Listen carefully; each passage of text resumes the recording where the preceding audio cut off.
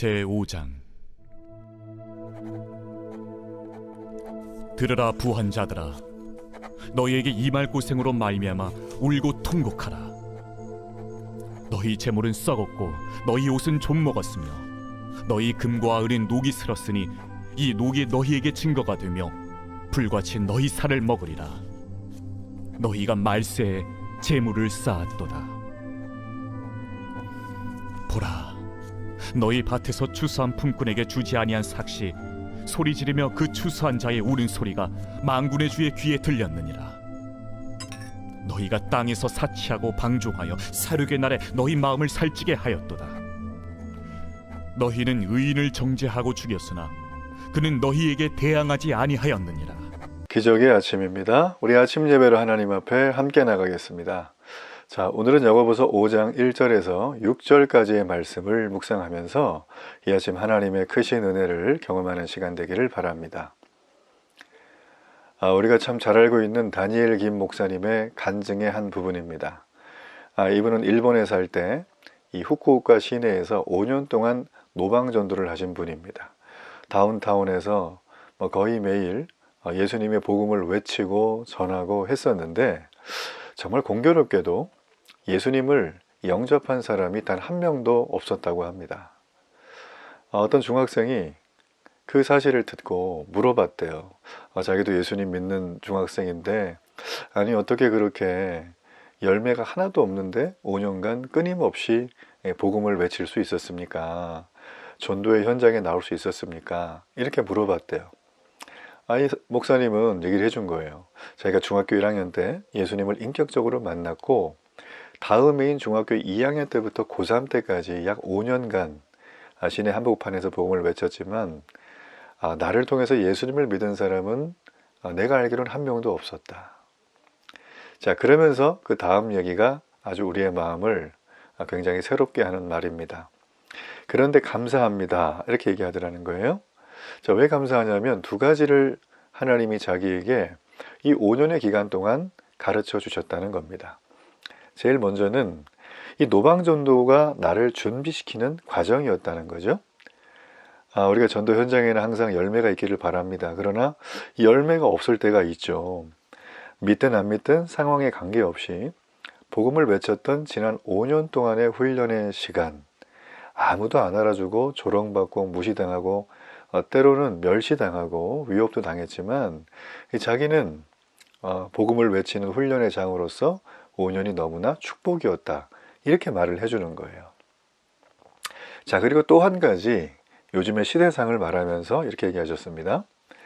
10명 전도하던 게 너무나 쉬웠던 시대도 있었지만, 지금은 1명 전도하기 위해서 10명 전도하는 거에 10배 이상의 노력을 해야 합니다. 자, 이런 말을 하셨다는 거예요.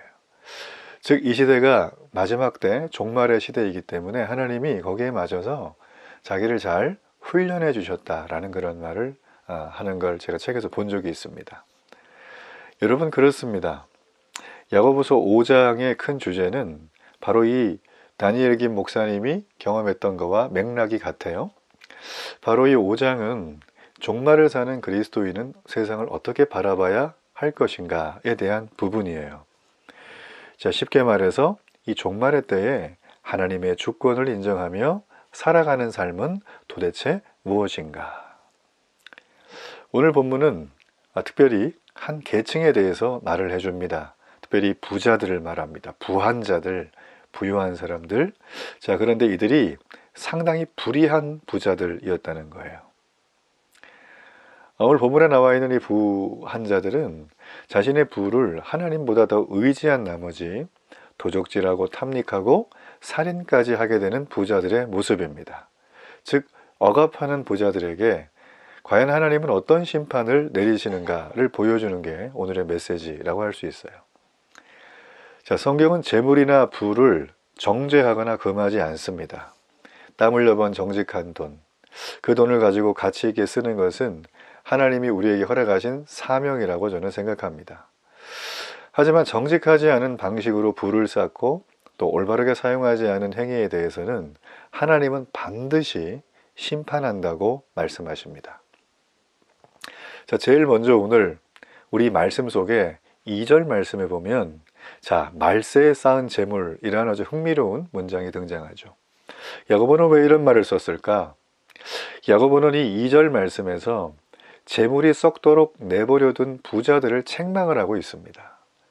여러분, 여기서 재물은 우리가 먹는 것, 입는 것, 눈에 보이는 모든 이 재화와 용역 같은 모든 것들은 다 재물이죠.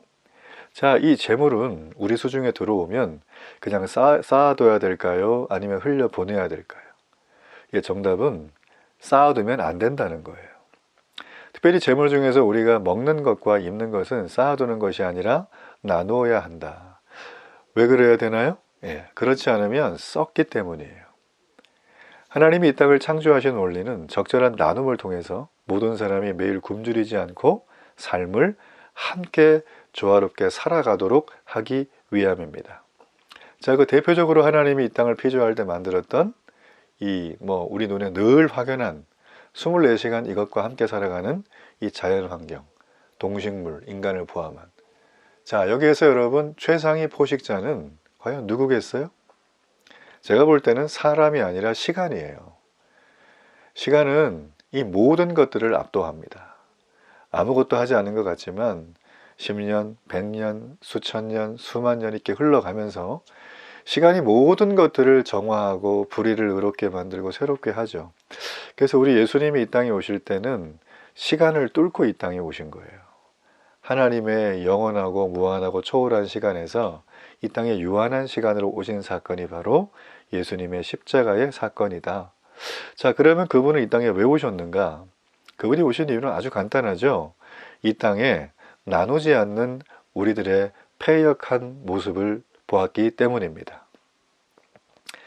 여기 나와 있는 부한자의 모습이 바로 우리의 모습인 거죠.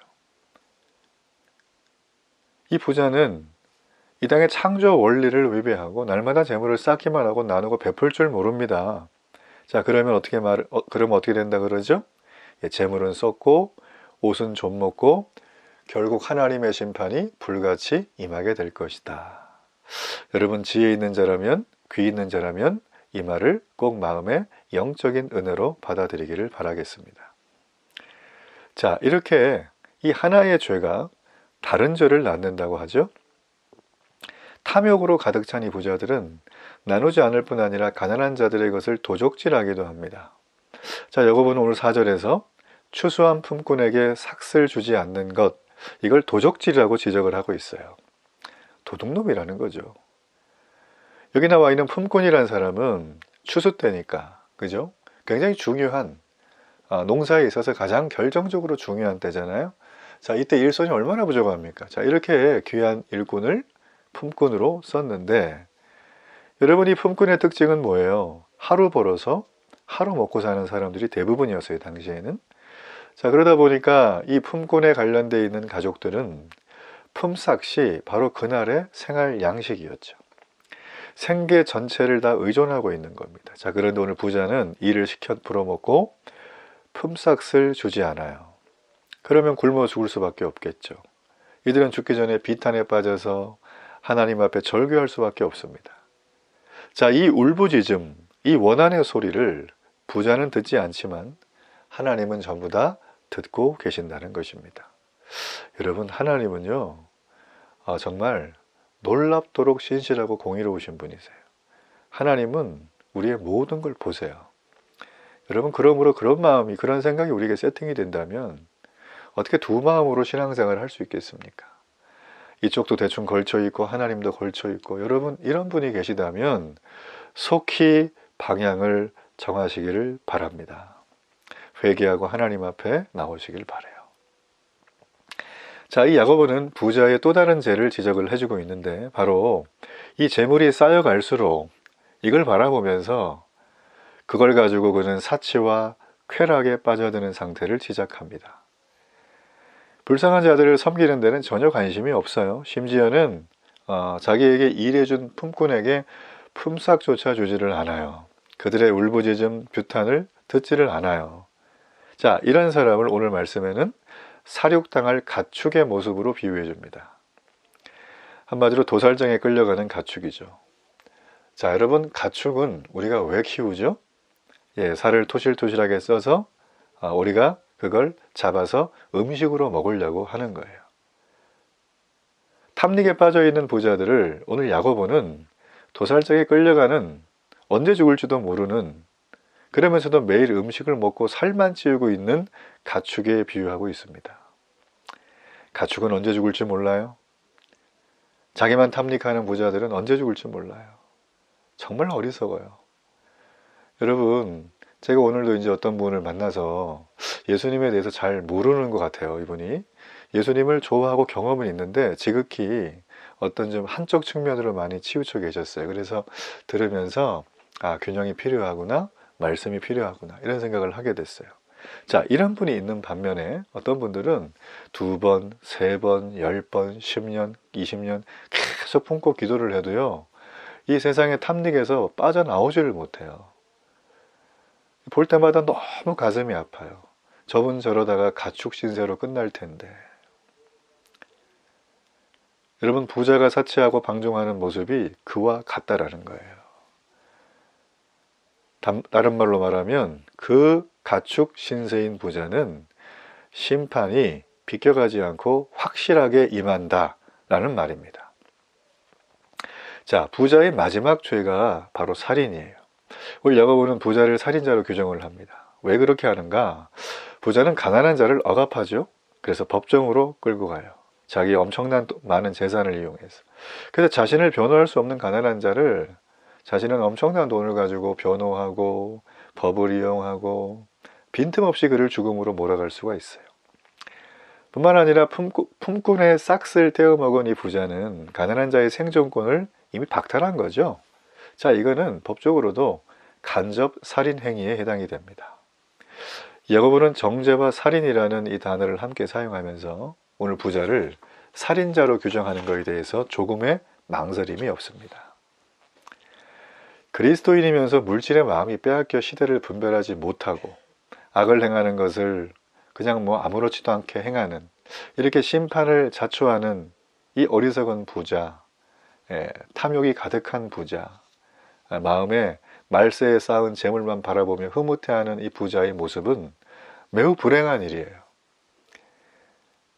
지금까지 부에 대한 얘기를 하다 보니까 재물 이런 얘기 하다 보니까 우리는 이렇게 소득 활동하면 안 되나 보다, 이런 생각 가지게 되시는데 그렇지 않아요? 경제적인 부를 누리는 것, 재물을 취하는 것, 열심히 일해서 근로소득을 하고 뭔가 이렇게 나름 투자를 해서 뭔가 버는 거에 대해서는 성경은 그 자체를 죄로 얘기하지 않습니다. 왜냐하면 복 중에 재물의 복도 들어가기 때문이에요. 자, 그러나 중요한 건 재물의 복을 받는 게 중요한 게 아니라 그 복을 가지고 이 시대의 시대 정신처럼 부유한 삶 사는 것을 그 자체로 목적을 둬서는 안 된다는 거예요. 인생의 목적은 행복이 아니라 하나님을 닮아가는 거룩을 이루어내는 것입니다. 이러한 목적의식이 없는 소유나 행동은 인간을 굉장히 불행하게 만들어요. 자, 이제부터라도 우리는 이 창조의 원리에 맞게 복음을 전하고 가난한 이웃을 돌보는데 물질을 사용하는 걸 제가 여러분에게 도전드립니다. 그리스도인의 삶은 노블리스 오블리제죠. 큰 힘에는 큰 책임이 따르는 거예요. 여러분 힘은 그냥 준 게 아닙니다.